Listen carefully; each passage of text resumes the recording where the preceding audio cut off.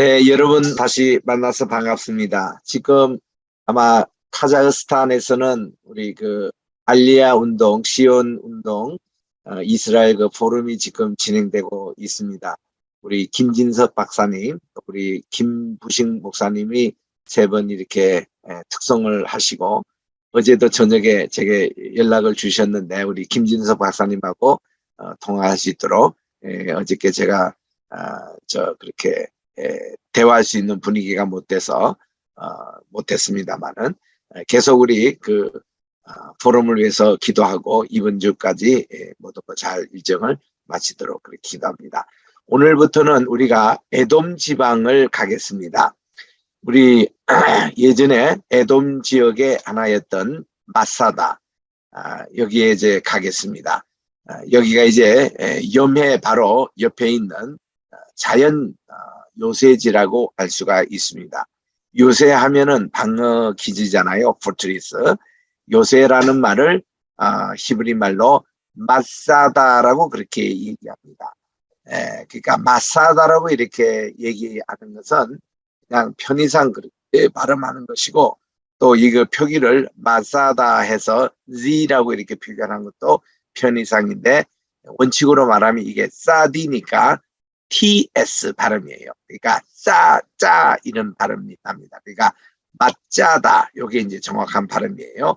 그게 맴, 사디, 그리고 달레스 헤이, 네 개 결제인 이것이 천년 요새지라는 말입니다. 여기는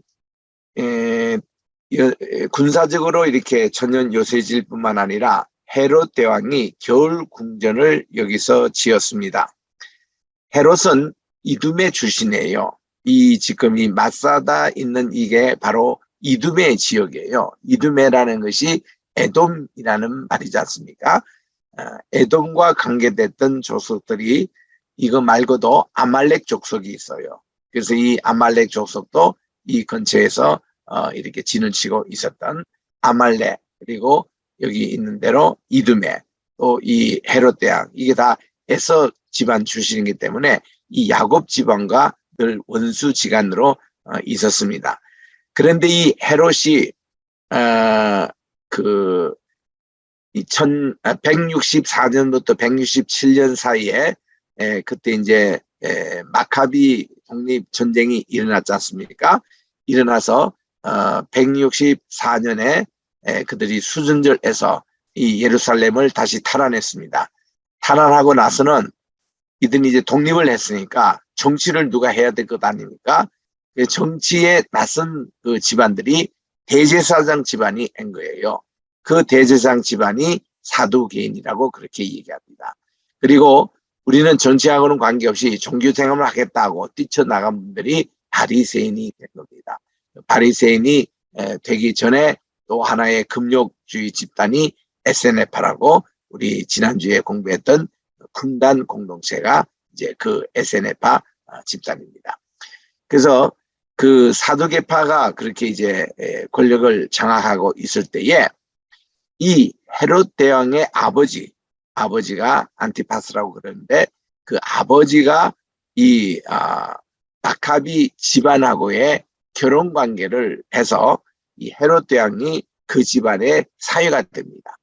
사위가 되면서 이분도 이걸로 인해 가지고 권력을 잡게 됩니다. 또 이 로마 황제에게 또 눈도장 찍어 가지고는, 그래서 이분이 그 유대 지방의 헤롯 대왕으로 그렇게 있습니다. 그 당시 로마의 그 통치 체제를 보면은 전체 꼭대기가 황제가 있고, 그리고 각 나라의 황제가 직접 보낸 바로 밑에 관리가 다 총독입니다. 그 나라 다 총독이 있죠.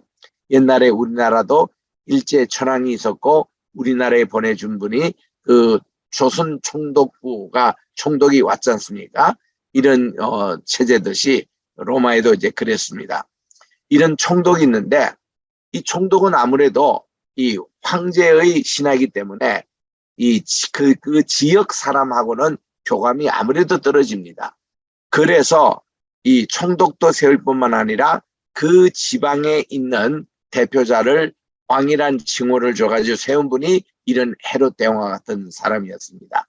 그래서 있는데 로마 정부에서는 실수를 했죠. 왜냐하면 유대인을 다스리는 사람을 유대인들 가운데 누가 해야 되는데 그러지 않고 이두메 출신, 물론 이것도 헤롯 대왕이 자기 신분을 속여서 그랬겠지만 이두메 출신을 이제 세워서 왕으로 세웠습니다. 왜냐하면 그것도 그럴 수밖에 없는 게 로마 총독이나 아니면 로마 황실에서는 이 헤롯이 마카비 집안이 됐으니까 이 지금 권력을 쥐고 있는 사두개파 그쪽에 사위로 이렇게 들어왔기 때문에 그들은 의심도 하지 않고 이 헤롯을 대왕으로 임명해서 헤롯 왕이 된 겁니다. 그런데 이 헤롯은 자기가 이두메 출신이고 에돔 지파, 이 에서 집안의 그런 출신이기 때문에 언젠가는 반란이 있을 것이다.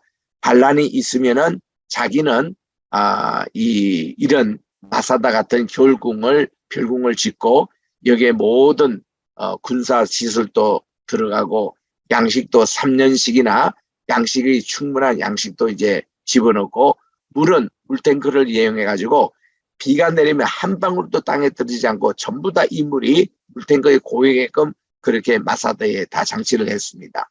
그래서 여기는 자기가 어떤 반란이 일어나도 여기 와서 피신해서 숨을 곳이다는 준비를 한 곳이 이 마사다입니다. 여기에 가면 전체 조감도가 이제 입구에 나옵니다. 이게 이제 보니까 얼마나 이 길이가 한 150m가 되잖아요. 그리고 폭이 한 80m가 됩니다. 이런 넓은 이 돌산이죠. 돌산 그 위에 이런 그 지형물이 평평하게 있어서 군사 요새지로서는 아주 적합한 장소입니다. 그리고 이곳은 늘 1년 내내 아열대 기후거든요. 아열대 기후이기 때문에 춥지 않습니다. 겨울에도. 그래서 여기가 좋은 휴양지자 별궁으로는 아주 적합한 곳입니다. 제가 금방 설명했던 요 얘기가 요세푸스에 그게 나오는데 이 요세푸스의 기록에 의하면은 이 마사다는 주전부터 이렇게 시작해서 31년 사이에 로마 제국의 괴뢰 정권인 헤롯 대왕이 악정으로 인해 가지고 자기에게 대항할 반란 세력이 일어날 것을 대비해서 만든 피난 요새지였습니다. 그래서 왕궁을 세웠던 것입니다. 그러나 이 요새로 이렇게 지어진 것은 하스모니언 왕가의 얀나이 우스가 먼저 시작을 한 것을 헤롯 왕이 이것을 정축한 것이라고 알려지고 있습니다. 이런 정보들이 요세푸스의 역사책에 나옵니다. 수천 명이 몇 년 동안 먹을 수 있는 음식도 식량도 준비했고 식량 창고입니다. 그리고 모든 비를 한 방울도 땅에 떨어지지 않고 다 모을 수 있도록 물탱크로 다 수로를 만들어 가지고 그것도 충분한 물도 있고 그러다 보니까 물이 있으니까 목욕 시설도 만들어 사우나도 즐겼다고 그럽니다. 그 시설이 그 위에 다 있는 거예요. 헤롯 대왕 하면은 우리 건축 왕으로 알려지고 있습니다. 우리가 성지순례 하면은 우리 헤롯 대왕에 대해서 이분은 BC 37년에서 4년까지죠. 이 4년이라는 것이 예수님이 탄생한 해입니다. 원래는 이게 0년이 돼야 되는데 역사 착오를 일으켜서 4년이 되고 말았습니다만은 이때 이 헤롯이 예수님 죽이려고 2살 이하 어린아이들을 40여 명 죽였습니다. 그리고 나서 그가 정신병자가 되지요. 그래서 그가 죽습니다. 그 해에. 그런데 그가 이제 살아생전에 헤롯 대왕이 자기의 그 약점이 있기 때문에 어떻게 하면 이스라엘의 건축으로 이렇게 그 인기를 얻으려고 했던 것입니다. 우리 헤롯 대왕 출신인 이두메는 그 에돔 지파이라고도 하고 에스의 후예가 또 있죠. 나바티언이라는 족속이 있습니다. 그들이 만든 것이 이제 조금 후에도 보겠습니다만은 요르단에 가면은 페트라라는 곳이 있잖아요. 페트라가 그 에돔의 수도였거든요. 그러니까 거기 가보면 이게 돌로 가지고 엄청나게 이렇게 건축을 하고 또 돌을 파가지고 궁전을 만들고 참 대단한 그런 기술을 가지고 있는 것이 에서 집안 이런 계통입니다. 그 피를 이 헤롯이 타고났던 것 같아요. 그래서 이제 그가 지었던 것이 대부분 지금 남아 있습니다. 헤로디움이라는 곳, 그것도 별궁입니다. 바로 그 드고아가 내려다 보이는, 우리 드고아는 우리 아모스의 고향인데, 그 옛날 보이는 헤로디움이 있고, 또 지포리는 갈릴리에 있습니다. 예수님께서 자라나신 나사렛 동네와 가베나움 동네 중간의 지점에 가보면 지포리가 있는데, 여기도 헤롯의 별궁을 지었거든요. 그래서 예수님은 육신의 아버지인 요셉 목수였습니다. 이 목수라는 게 그냥 대패질하고 못질 맺가 하는 그게 아니고 별궁 정도로 짓는, 아주 요즘으로 말하면 고급 그런 건축가였습니다. 그래서 예수님도 그 기술을 배워가지고 나사렛 동네에서 지포리까지 가서 별궁을 짓는데 참여했다고 알려지고 있습니다. 그리고 사마리아 가도 헤롯이 지은 터가 나오고, 여리고도 엄청난 규모의 헤롯 대왕이 지은 터가 있고, 그리고 예루살렘에서는 이 통곡의 벽 있잖아요. 그거 다 헤롯 대왕이 지은 것이, 그게 유일하게 지금 남아 있습니다. 옛날 예수님 당시 예루살렘은 다 없어졌어요. 파괴되고 없고, 훗날 또 하드리안 황제마저 이것을 완전히 히에로폴리스라고 태양의 도시로 바꿔놔가지고 이름 자체도 이스라엘 이름에서 팔레스타인 이름으로 바꿔가지고 이게 다 없는 그런 곳인데, 예루살렘에 예수님 당시에 유일한 유적이 남아있다면은 통곡의 벽, 그게 남아있습니다. 헤롯 왕이 만든 거예요. 그리고 마사다, 지금 우리 공부하고 있는 마사다, 이거 에롯의 별궁이고, 그리고 가이사라, 빌라도 총독도 있었고, 또 벨렉스 총독도 있었던 그 가이사라, 그 지역이 다 헤롯이 만든 터가 있습니다. 그래서 이 헤롯은 건축 왕이기 때문에 이런 터를 우리가 볼 수 있고, 또 예루살렘에 보면은 우리 제2성전을 크게 확장을 시작한 분이 헤롯 대왕입니다. 헤롯 대왕 시절 때에 그가 한 15년 동안 이게 예루살렘 성전을 어마어마하게 확장했는데, 그분이 죽고 나서도 그 아들 때가 계속 이것을 성전을 증축해서 AD 55년에 완성을 했거든요.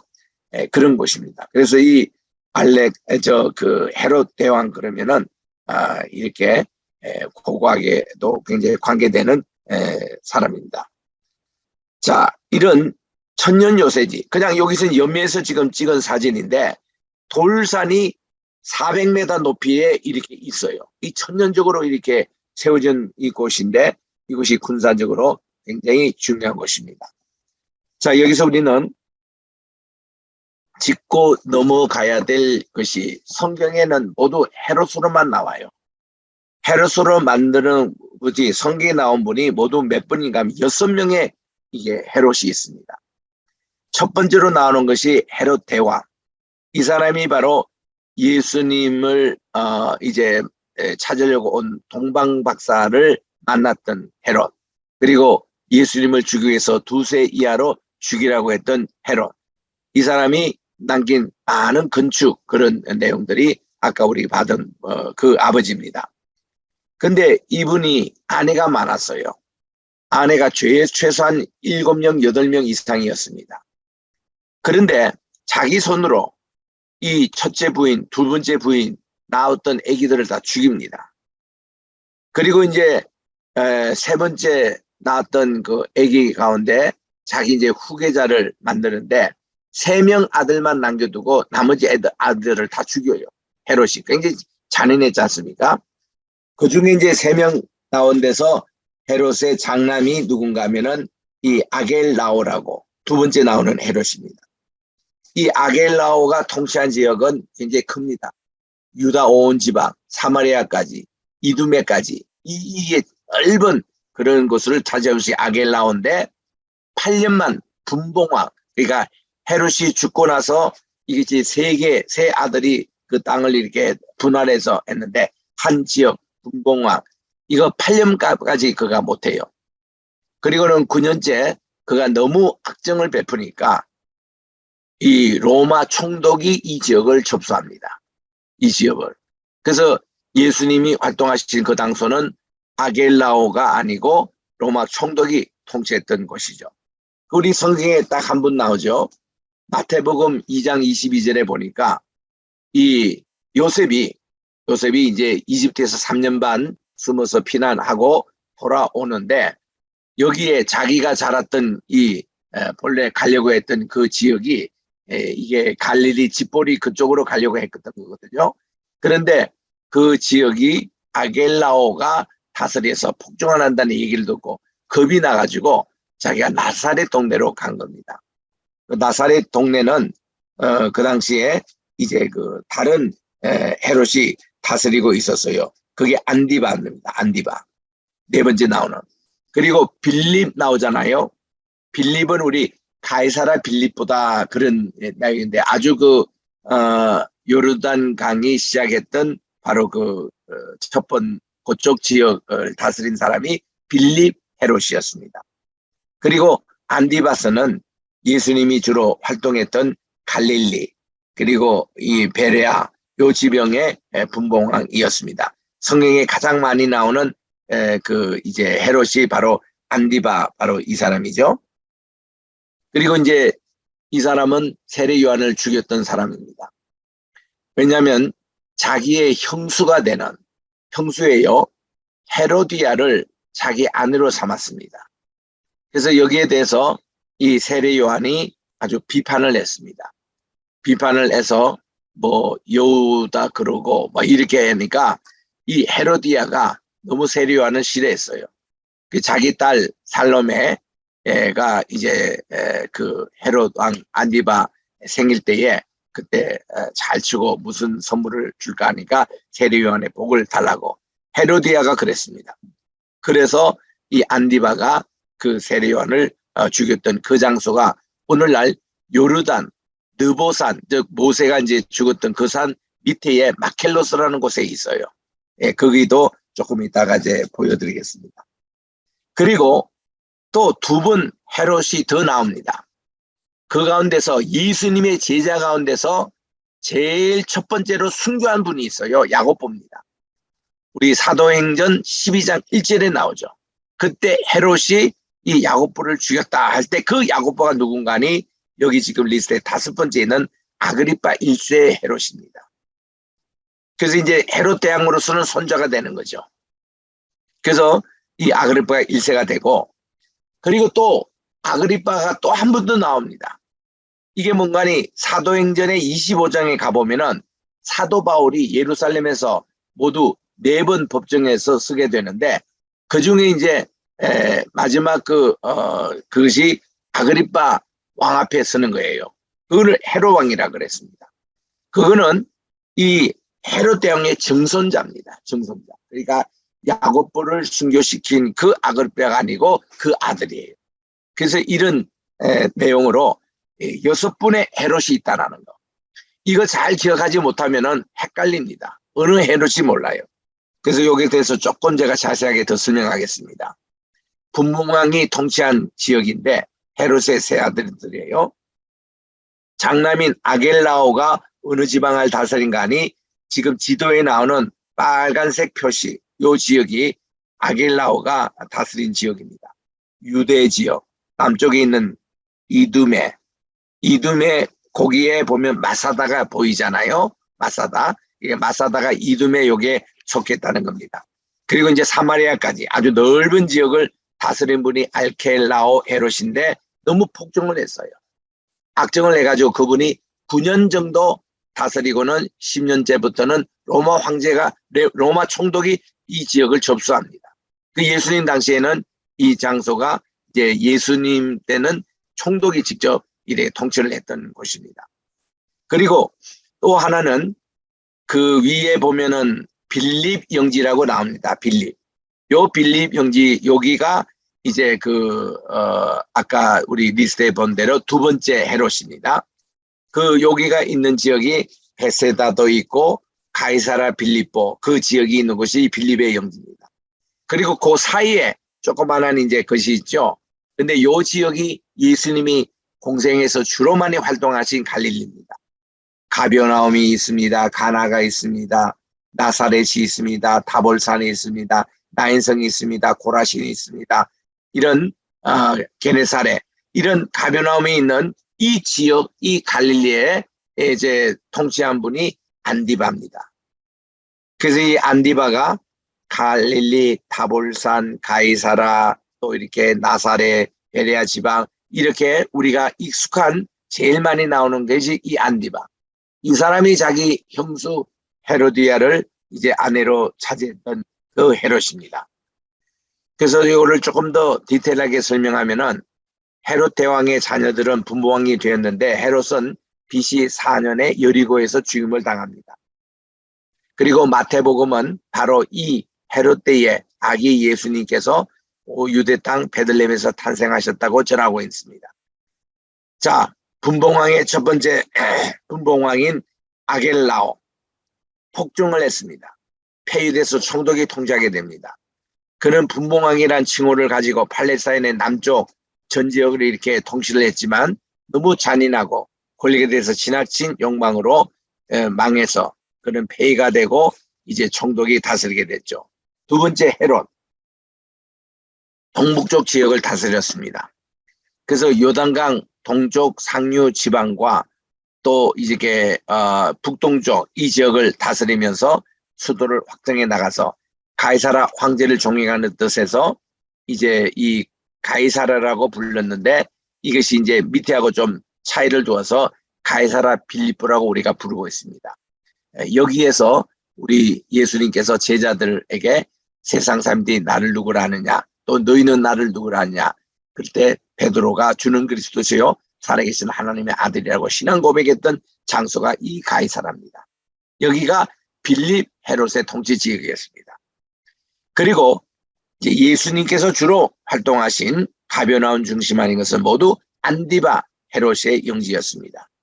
그는 이 갈릴리 베레아 지방을 다스리는데 신약 성경에 가장 잘 알려진 안디바. 이것은 헤롯의 아들 가운데서 유능한 사람이었습니다. 그러나 예수님께서는 그의 형수를 취한 헤로디아를 취한 것으로 요라고 부르셨습니다. 그는 아라비아 아레타스 왕의 딸과 원래 결혼을 했는데 그의 형이에요.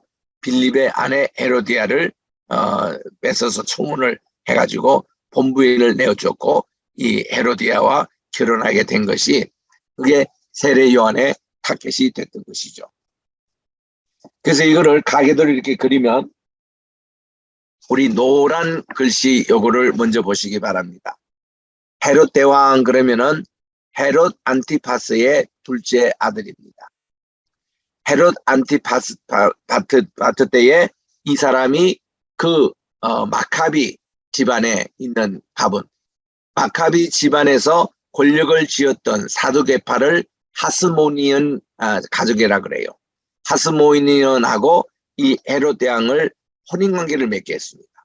그래서 헤롯이 거기에 하스모니언과의 사위가 됩니다. 근데 이 헤롯이 아내가 여럿이었어요. 보세요. 여기 도리스 부인, 마리 암네 1세, 마리 암네 2세, 말다케, 또 클레오파트라, 그 외 부인 5명이나 했잖아요. 그 여기 지금 5명이 있는데 그 외 또 부인 5명이니까 10명의 부인을 데리고 살았습니다. 그런데 거기서 무슨 이유로 첫 번째, 두 번째, 세 번째가 낳은 이 아이들이 다 죽습니다. 자기가 죽였다고 이렇게 나와요. 그렇게 악랄했습니다. 그리고 이제 살아남은 아들이 우리 아겔라오, 헤롯, 이것은 말다케 부인에게서 낳은 아들이고, 그 다음 클레오파트에서 낳은 아들이 빌립 2세가 있습니다. 요 세 아들만 남아요. 그래서 자기의 그 영지가 이 세 아들에게 돌아갑니다. 아겔라오. 그런데 문제는 안디바가 누가 결혼한 하니 자기 형인 빌립 1세의 그 아내 헤로디아가 결혼합니다. 헤로디아는 이미 자기 아내 딸 살로메가 있잖아요. 살로메 그 맨 밑에 보면은. 그런데 또 웃기는 게 그 헤롯의 셋째 이제 살아있는 아들 가운데 셋째 아들인 빌립 2세 이 친구가 누구하고 결혼하는가 하니 자기 조카하고 결혼합니다. 살로메. 그래서 참 이상한 이런 결혼 관계를 이렇게 형성합니다. 자, 그 다음 그 밑에 또 노란색을 보면은 헤롯 아그리파 1세가 나오죠. 이 아그리파 1세는 그의 이제 둘째 부인에서 낳은 아들의 아들입니다. 그러니까 헤롯으로서는 손자가 되는 거죠. 거기에 나오고, 그리고 아그리파 2세는 그의 아들입니다. 그래서 헤롯 대왕으로 보면 증손자가 나옵니다. 그래서 우리 성경에 맨 위에 꼭대기 그 헤롯은 안 나와요. 나머지 헤롯 대왕, 아겔라오, 헤롯 안디바, 빌립 2세, 헤롯 아그리파 1세, 아그리파 2세 6명이나 우리 성경에서 전부 다 이분들을 그냥 헤롯 이러니까 어디에 개통이 모릅니다. 근데 요 덮으로 보면은 정확하게 이제 그거를 알게 됩니다. 그래서 우리 이 관계는 꼭 알도록. 그러니까 헤롯 대왕을 따로 또 정리하면은 헤롯 대왕 밑에서 세 번째 부인 밑에 나온 친구가 헤롯 빌립인데 그분의 아내가 헤로디아입니다. 그리고 그 딸이 살로메예요. 근데 이 헤롯 빌립 1세는 죽습니다. 죽고 넷째 부인 밑에서 이제 태어난 안디바 그리고 이 그 아겔로스 그렇게 이제 되고요. 그리고 다섯 번째 부인인 클레오파트라 그 아들 빌립 2세가 살로메하고 나중에 또 결혼하게 됩니다. 이런 문제. 그 다섯 번째 부인인 클레오파트라는 이집트의 마지막 왕인 클레오파트라가 아닙니다. 이름만 그렇게 같을 뿐입니다.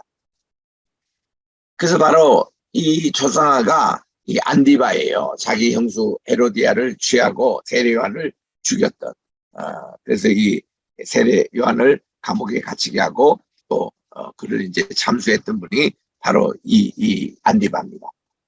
요거를 또 다른 걸로 조금 저 성경 구절과 다 넣어서 또 정리를 한 건데 헤롯 집안에서 그 밑에 보면 빨간 글씨로 마태복음 2장, 마가복음 6장, 또 마태복음 2장 22절 또 이렇게 쭉 나옵니다. 제일 많이 인용된 게 누굽니까? 안티파스 그 밑에 제일 많이 성경 구절이 많이 나오잖아요. 그러니까 우리 성경에 가장 익숙한 것이 이 안디바 혹은 안티파스 이 사람입니다. 그리고 이제 그 밑에 사도행전 12장 나오고 그리고 아그리파 2세 그 밑에는 사도행전 25장 이렇게 나옵니다. 이게 전체 가계도입니다. 그러니 이 헤롯 대왕이 여러 아들도 많이 낳고 이 관계가 복잡하기 때문에 참 이런 어떤 도표를 제시하지 못하면은 뭐 헤롯이 뭐 어디 헤롯인지 상당히 아주 이렇게 혼돈스러울 수가 있습니다. 네, 그래서 또 이렇게 또 정리한 것을 또 이렇게 살펴보는데 역시 이제 같은 내용을 그런데 여기선 헤롯 안디바와 헤로디아가 결혼했고 빌립 2세가 살로메와 딱 결혼한 것이 명확하게 딱 기록이 돼 있죠. 자, 우리 마사다로 다시 돌아옵니다. 유네스코 지정 2001년도에 유네스코 세계유산으로 지정이 됐습니다. 그 뜻은 요새라는 뜻이고 이스라엘 남쪽에 있는 우뚝 소성 거대한 절벽으로 고대 왕의 요새를 얘기합니다.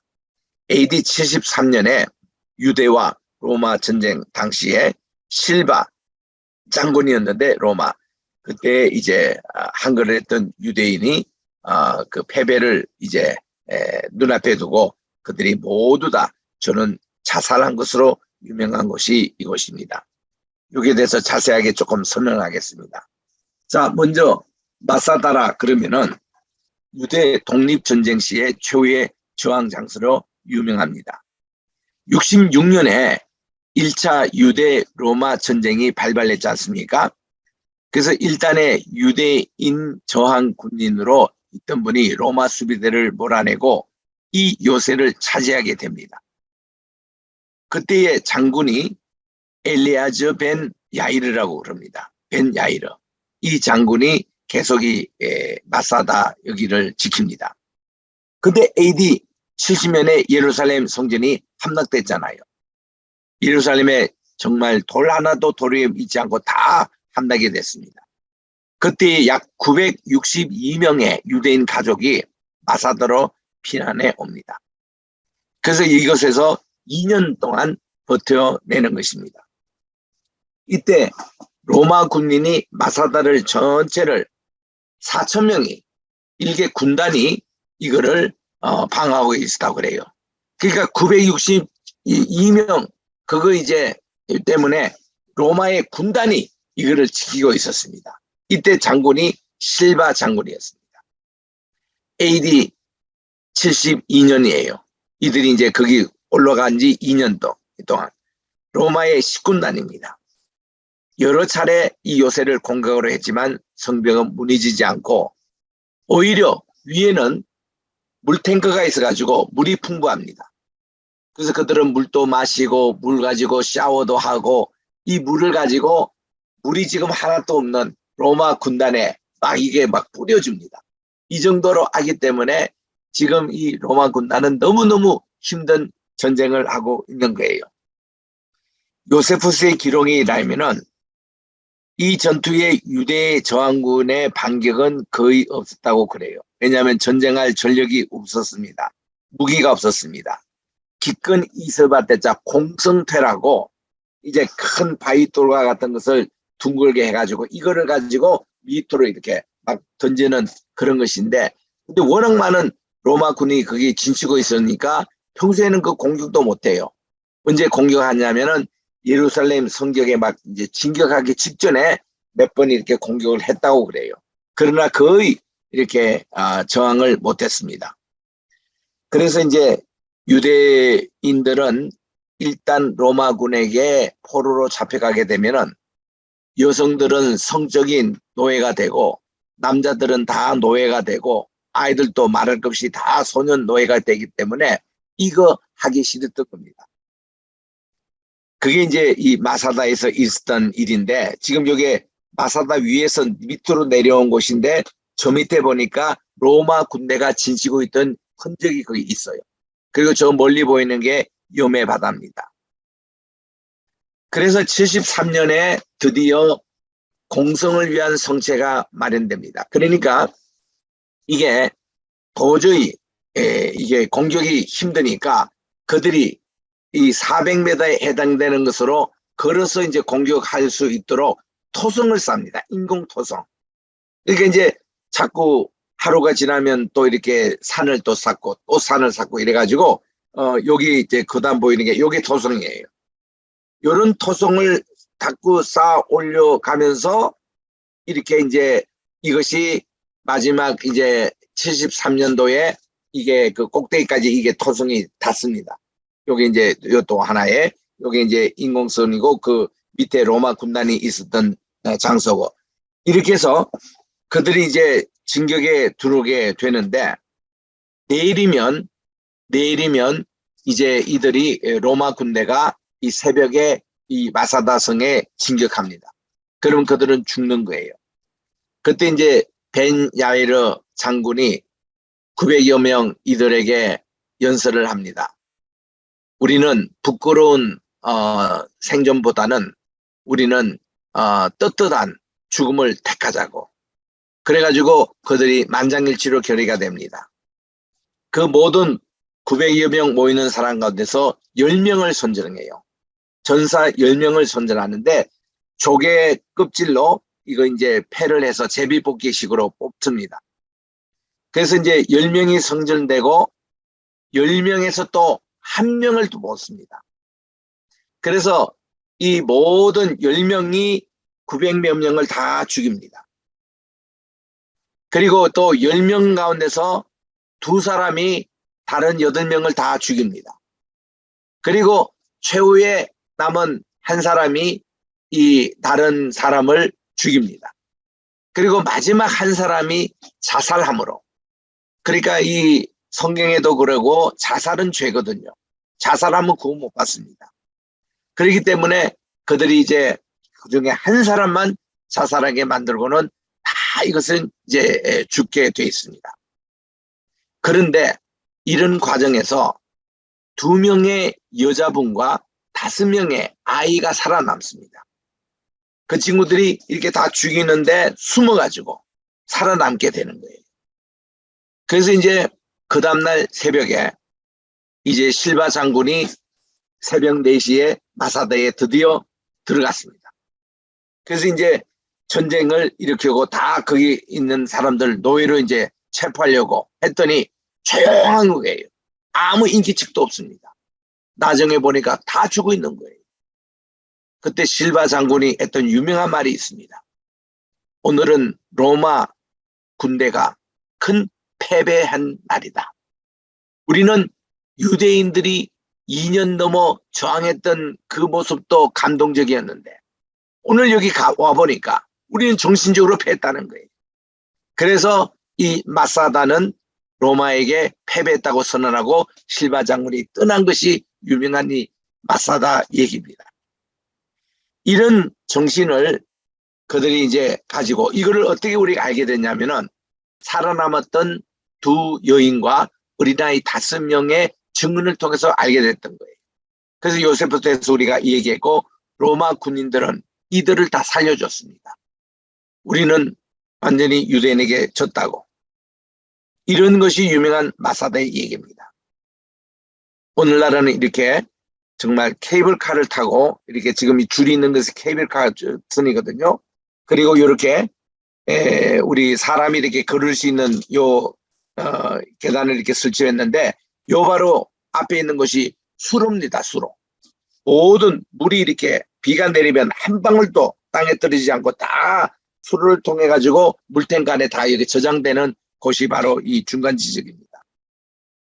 그래서 이거 이제 마사다반 축소판 박물관이고 이 박물관에 있는 전시된 것이에요. 그 안에 있습니다. 케이블카 타는 바로 거기 박물관 여기에 이런 조형도가 있습니다. 마사다의 높이가 400m인데 케이블카 타면 10분 만에 가는데 많은 이스라엘의 군인들은 반드시 걸어 올라갑니다. 1시간 반 걸려요. 1시간 반 걸려서 올라가는데 이제 이것이 오늘날 마사다가 이제 2001년도에 유네스코에 등재가 됐지만 그 전에 이스라엘의 국방장관이었던 모세 다얀이 이것은 고대 전쟁사에서 참 중요한 것으로 이스라엘 국방군의 상징으로 보고 신병 훈련을 마지막 끝내는 곳이 마사다에서 끝내도록 되어 있습니다. 그 신병이 이제 다 훈련을 하고 정식 계급장을 받는 곳이 이 마사다에서 받습니다. 그 제가 마사다 갈 때마다 이런 신병들이 이제 정식 계급장을 받는 것을 여러 번 이렇게 참여도 했고 거기 이제 볼 수가 있는데 이때 이 훈련생이죠. 훈련병들이 1시간 반을 걸쳐서 사행으로 이렇게 마사다에 올라갑니다. 올라가가지고 맨 꼭대기에서 마사다 도착을 해가지고 꼭대기에서 딱 들어갈 때에 never again 다시는 이런 비극이 일어나지 않도록 3번이나 외치고 그들은 마사다에 올라갑니다. 올라가서 계급장을 받고 정식 군인이 되는 거예요. 이런 의식을 이 모세 다얀 때 만들었습니다. 6.1 전쟁의 영웅이었죠. 이분이 1966년, 67년. 그러니까 이게 이제 마사다에 군인들이 올라가는 그런 길목입니다. 그래서 이제 마사다에서 내려다보는 요메 바다가 널리 이제 보이고 있습니다. 그리고 요 앞에 보이는 꾸불꾸불한 이런 것이 와디라고 그래요. 와디. 와디라는 것은 건천이라고 그러는데 비가 오면 이게 냇가로 변합니다.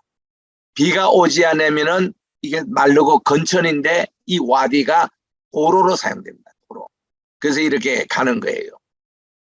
우리도 대한민국의 여러 산들을 많이 정복을 해서 우리는 산에 탈 때마다 꼭대기 가서 항상 산기도 하러 우리가 이렇게 산을 거의 많이 돌았거든요. 때로는 이렇게 우리 길을 잃습니다. 산에서 길을 잃을 때 2가지 방법이 있어요. 첫째는 시냇가를 찾아라. 시냇가만 찾아 그대로 따라가면 반드시 마을이 나와요. 반드시 이게 사람이 사는 그게 있습니다. 두 번째는 그런 시냇가도 마른 시냇가 계곡 같은데 뭐 마른 시냇가를 따라가면은 그게 반드시 또 골짜기뿐만 아니라 이제 산 등성리로 인도하는 길이 나와요. 이게 그 와디의 원리가 그렇습니다. 그래서 이제 예수님께서 선한 사마리아 비유를 하실 때 어떤 사람이 예루살렘에서 여리고로 가다가 그 길이라고 했잖아요. 그 길이 와디였습니다. 비가 오는 우기 때는 그게 내천, 이게 저 강이 됐고, 비가 오지 않을 때는 그 길입니다. 길. 그래서 이제 더불어 다녔던 그 길로 가다가 강도에 이제 두들겨 맞았지 않습니까? 자, 그래서 우리 지금 이미 이제 요르단 옛날 에돔 그 지역에 왔어요. 이게 저 마사다부터 시작해서. 그래서 이제 에돔이 맨 밑에 나오지 않습니까? 지도에 보면 그게 동그라미 이렇게 지어진 것이 동쪽으로 사우디아라비아, 시리아입니다. 서쪽으로 위에 레바논이 있고 밑에 가나안이 있습니다. 그리고 요르단강이 이렇게 쭉 흐르고 그 옆에 왕의 대루라고 킹스 하이웨이가 이렇게 흘러갑니다. 그래서 거기에 보면은 빨간 글씨로 맨 밑에 에돔, 그 위에 모압, 그 다음 암몬 이렇게 써져 있는데 요 루트를 따라서 우리 가는데 그 에돔이라고 있는 그 곳을 보면 페트라가 거기 나오잖아요. 페트라도 우리가 갑니다. 그래서 우리 지금 마사다에서 이제 내려와서 페트라 쪽으로 이제 들어가는 길목으로 우리가 이제 인도합니다. 이게 그 네겝 지역의 유다 광야입니다. 정말 뭐 사람이 살 수가 없는 그런 지역인데 교통수단으로서는 이제 낙타가 주로 이용이 됐고요. 그리고 이제 요거는 이제 예루살렘 근처에 있는 베다니, 이거는 이제 그 나사로의 고향, 가난한 사람의 동네라는 뜻으로 베스안입니다. 이게 이제 히브리 말로 베다니 이게 있고 나사로의 무덤이 있고 이게 다 지금 팔레스타인 사람의 영역에 있어요. 베다니 가보면 나사로, 마르다, 마리아의 집이 있습니다. 그 터가 이렇게 남아 있습니다. 그리고 우리 이 베다니 할 때에 나사로의 집이 있는 베다니도 있고 지금 여기 지도에 보면 왼편입니다.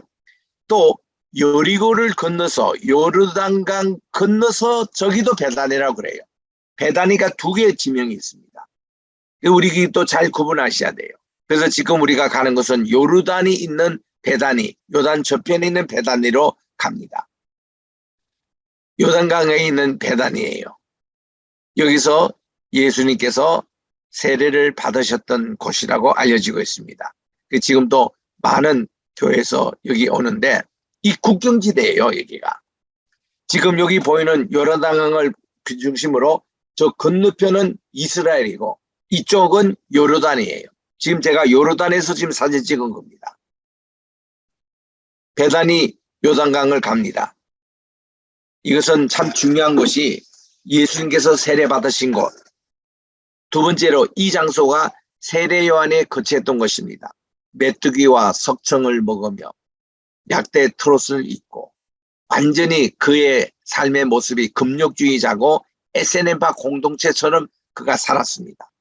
또 그 이론일지도 모릅니다. 그리고 세례 요한의 정신은 엘리야에 있습니다. 엘리야가 하늘로 승천한 장소입니다. 이 장소.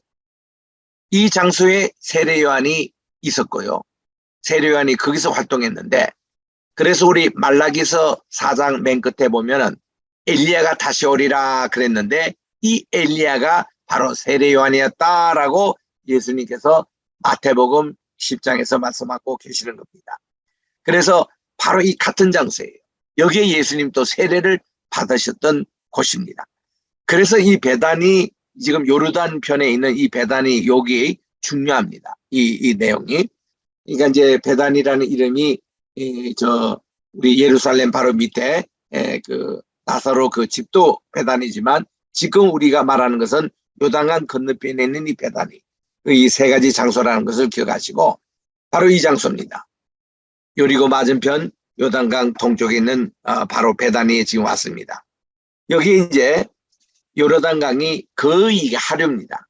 이제 여기서 조금만 지나면 여매로 들어가죠. 그래서 이제 하는데 그 우리가 처음에 갔을 때의 요단강이 그 뭐 이 모습이었어요. 얼마나 실망했는지. 요르단강 하니까 뭐 아주 그 넓고 우리나라 뭐 한강처럼 막 그런 줄 알았는데 요게 또랑물이 이제 요단강이에요. 근데 요때 갔을 때 사진 찍을 때는요 비가 좀 덜 왔을 때입니다. 비가 많이 올 때는 이것이 좀 두세 배 이렇게 넓어져요. 강의 폭이 넓어집니다. 그래서 이스라엘 백성들이 가나안에 들어올 때 40년 동안 그들이 이제 광야 생활 끝내고 이제 가나안 땅에 들어올 때는 그때는 늦은 비가 내리는 시기였습니다. 모맥 이렇게 이 추수감사절이 가까우는 그때이기 때문에 이 강의 폭이 좀 넓었는데 이것이 이제 요사 장군이 첫 발을 디딜 때 요단강이 저기 아담읍에서부터 멈췄습니다. 염해와 갈릴리 바다의 중간에 아담읍이 있어요. 그 아담과 연결되는 그 시내가 바로 야곱이 이스라엘로 이름을 바뀌었던 약복강이 바로 거기입니다. 약복강과 그 요르단강이 만나는 곳을 아담읍이라 그래요. 그래서 우리 성경에 아담은 세 가지 이름이 나온다. 아담은 첫 인간의 이름이 아담이었다. 두 번째는 하와가 생김으로 남자가 된 아담이다. 그리고 세 번째는 이 아담읍에서 이 조르단강과 이 야복강이 만나는 곳인데 거기서부터 물이 끊겨진 거예요. 이스라엘 백성들이 이제 40년 만에 들어올 때. 그래서 이제 요 지역이 이제 하류 지역인데 물은 얼마 없습니다. 이 요단강입니다. 흙탕물이에요. 여기서 이제 많은 세례를 주는 세례터가 바로 여기에 있습니다. 여기 이제 세례 요한이 머물렀던 바로 그 지역입니다. 요거는 물은 또 깨끗하죠. 그죠? 여기서 이제 말이 침례도 하고 세례를 하는 곳입니다. 거기 보면 예수님께서 세례 요한에게 침례를 받으셨던 것이 벽화로 그려져 있습니다. 물론 캐토릭이 그린 거래요. 요런 요단강. 거기에 이제 기념교회가 있습니다. 성당입니다. 그래서 조르단 리븐이라고 쓰고 아람말로도 이렇게 써져 있습니다. 여기가 이제 요르단 지역이기 때문에. 그러니까 요르단이라는 나라 이름도 요르단 이 강 이름을 따서 그렇게 지은 겁니다. 여기 있는 교회.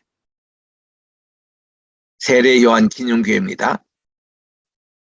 그래서 이제 여기 중간에 보면 이렇게 뭔가 줄이 쳐져 있잖아요. 이게 국경입니다. 국경. 여기는 군인들이 지키고 있어요. 이건 못 넘어옵니다. 비자 없으면. 저쪽 편이 이스라엘 편이에요.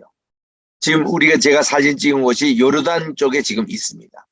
그러니까 저쪽 건너편에 보니까 여기서 이집트에서 어느 교회에서 와가지고 수련회를 여기 하더라고요.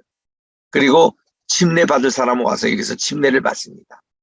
이 또랑물로 보이지만 물이 그래도 괜찮습니다. 이 요단강 하류 지역입니다. 그러니까 이게 물이 풍부하니까 이런 야자수도 풍부하고요. 이 국경지대입니다. 이게. 그리고 여기가 바로 엘리야 성천 기념교회예요. 이 심정교회 이 자체가 세례 요한이 머물렀던 곳입니다. 그 세례 요한은 누구예요? 다시 오시고 하는 엘리야였습니다. 그곳에서 예수님이 세례를 받으신 거예요. 이 장소를 다 합쳐서 우리 회단이라 그렇게 얘기합니다. 우리 요르단 호텔에서 귀한 식사를 하고 피타빵이라고 그럽니다. 이 안에 이제 뭐 야채를 넣고 요르단에 우리가 이미 지금 들어왔습니다. 암만공항 내 모습이고 여기 이제 가볼 만한 곳이 이거는 꼭 가봐야 될 곳이 마다바라는 곳을 꼭 가보셔야 됩니다. 1번입니다. 마다바에는 뭔가니 예수님 당시 예루살렘의 지도가 이게 다 새겨져 있는 곳인데 그걸 모자이크로 이렇게 만들어 놨습니다. 마다바에 가보면. 두 번째는 모세가 가나안 땅에 못 들어가요. 느보산에서 죽습니다. 느보산에서 비스가봉이 있어요. 한 봉의 이름이죠.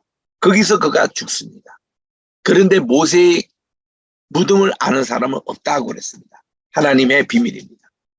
세 번째로 우리 3이라고 하는 곳이 저기가 예수님께서 침례를 받으신 곳, 또 엘리야가 승천한 장소, 또 세례 요한이 운둔했던 장소, 그 장소가 3번이에요. 그래서 우리 예수님이 변모산상에서 엘리야가 나타나고 모세가 나타나고 다시 대화했지 않습니까? 그때 우리 다시 오시고만 하는 엘리야의 그 맥을 우리 주님이 이렇게 가지고 있다. 그 현지 가보면 그게 나옵니다. 4번이라고 하는 곳이 저게 여리고입니다. 여리고. 영어로 말하면 제리코. 그리고 5번이 쿰란 유적지입니다. 그리고 그 밑에 남쪽으로 가면 마사다가 나오죠. 요게 이제 이런 그림을 보면서 지금 우리 요르단에 옵니다. 느보산입니다. 느보산 입구예요. 거기 보면은 느보산 입구에 이런 석비가 써져 있습니다. 하나님은 사랑이시라 이렇게 적어놨습니다. 그리고 그 옆에 보니까 크리스천 홀리 플레이스라고 되어 있는, 이거는 크리스천뿐만 아니죠. 유대인들의 성지이기도 합니다. 그래서 모세가 죽었던 기념병. 그리고 이제 옆에 있는 그 석주에 보면 호 데오스 아가페 에스틴, 하나님은 사랑이시다, 그렇게 헬라말로 적고 있습니다.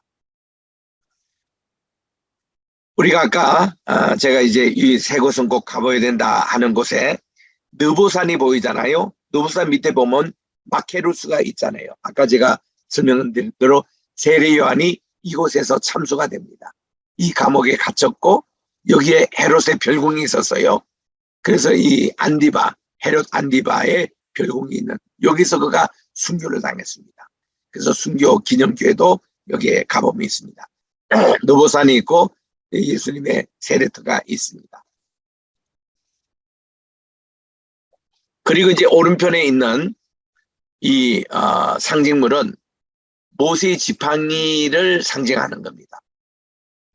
하도 그 이스라엘 백성들이 여정을 인해서 북쪽으로 가야 되는데 왜 또 남쪽으로 왔냐고 불평을 할 때에 불뱀이 와서 그들을 다 물어 죽었습니다. 수만 명이 죽었어요.